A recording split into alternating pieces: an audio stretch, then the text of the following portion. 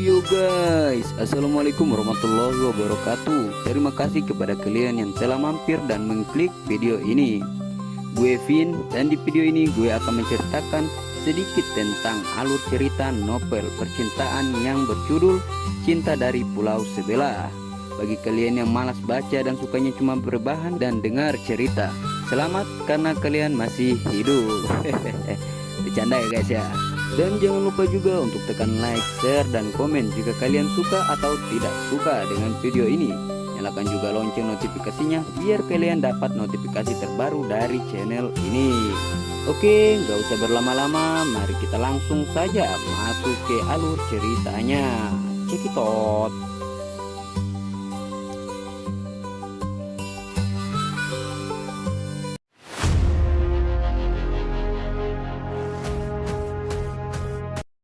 Mesin bus tua itu meraung pelan saat mulai bergerak.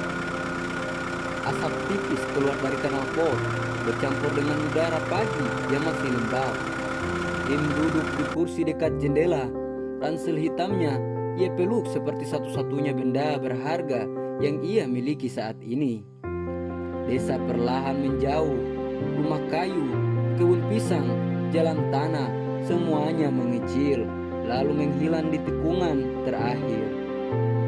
Raka duduk di sebelahnya, sibuk mengunyah keripik singkong. "Kamu yakin gak mau pamit lebih lama?" tanya Raka sambil mengunyah. "Siapa tahu nanti kangen." Im menggeleng. "Kalau aku berlama-lama, aku akan pergi." Raka mendecak. "Hah? Romantis amat."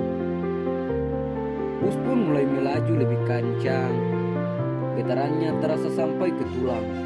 Dia menatap keluar jendela. Pohon-pohon kelapa berganti sawah. Sawah berganti perbukitan. Langit tanpa pucat, seolah belum sepenuhnya bangun. Dalam kepalanya, suara pelaminan itu kembali terngiang. Musik, tawa, tepuk tangan. Im menghela nafas panjang. "Jakarta itu kayak apa sih?" tanyanya tiba-tiba. Raka pun menoleh, tertarik. Keras. Im lalu meliriknya. "Cuma itu, ribut, panas, bau, penuh orang aneh." Lanjut Raka santai. "Dan kalau kamu lengah dikit aja, bisa habis dimakan." Im pun mengangguk pelan. Kedengarannya cocok. Raka tertawa. "Cocok buat orang putus cinta maksudmu?" "Cocok buat orang yang mau dibentuk tulang," jawab Im.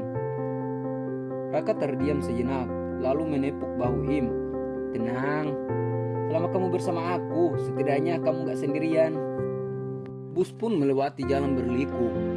Angin masuk lewat celah jendela, membawa debu yang menempel di wajah Im. Ia tidak mengelapnya. Beberapa jam kemudian, bus berhenti di sebuah terminal besar. Suara klakson saling bersahutan.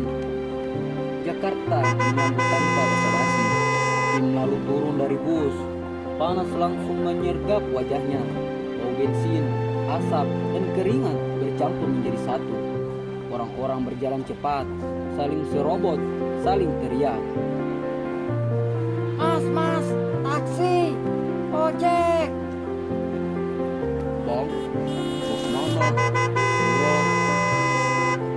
"Hei, jalan dong." Im berdiri sejenak, terdiam. Raka menoleh ke arahnya. "Kenapa? Kaget?"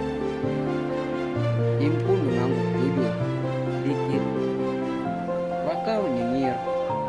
"Santai, ini baru pemanasan." Mereka pun lanjut berjalan keluar terminal. Langkah kaki mereka tenggelam di antara ribuan langkah lain.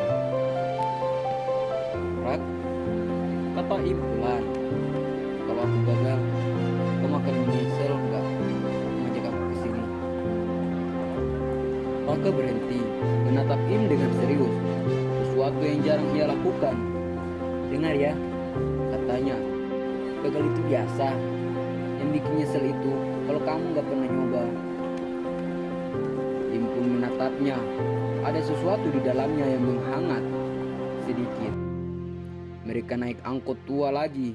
Di dalam, musik dangdut berdentum keras. Seorang pengamen masuk, bernyanyi dengan suara serak. Hidup ini kadang di atas, kadang di bawah. Im lalu tersenyum tipis, ironis. Saat angkot melaju, Im melihat gedung-gedung tinggi mulai bermunculan. Kaca-kaca besar memantulkan cahaya matahari, menyilaukan mata. Rak, gumam Im. Suatu hari nanti aku berdiri di atas gedung kayak gitu. Raka menyeringai. Kalau itu kejadian, lu harus traktir gue seumur hidup. Im terkekeh kecil. Kesepakatan. Namun, jauh di tengah kota itu, di sebuah mobil hitam yang melaju pelan dari jalur berlawanan, seorang wanita duduk di kursi belakang. Tatapannya tenang, dingin, dan penuh perhitungan. Ia memandang keluar jendela ke arah terminal yang baru saja Im tinggalkan. Tangannya memegang sebuah tablet. Di layarnya terpampang foto buram. Seorang pria berdiri di tengah hujan. Wajahnya tidak sepenuhnya jelas, tapi sorot matanya berbeda. Wanita itu mengerutkan bibirnya sedikit. Jadi ini orangnya, gumamnya dalam bahasa yang pelafalannya nyaris sempurna. Ia mengetuk layar pelan. Cari tahu lebih banyak. Mobil hitam itu melaju, menghilang di antara keramaian Jakarta. Sementara itu, Im tidak tahu apa-apa. Ia hanya tahu satu hal saat itu. Perjalanannya baru saja dimulai. Dan Jakarta bukan sekedar tempat mencari kerja. Ia adalah arena, tempat orang kuat bertahan dan yang lemah hilang tanpa nama.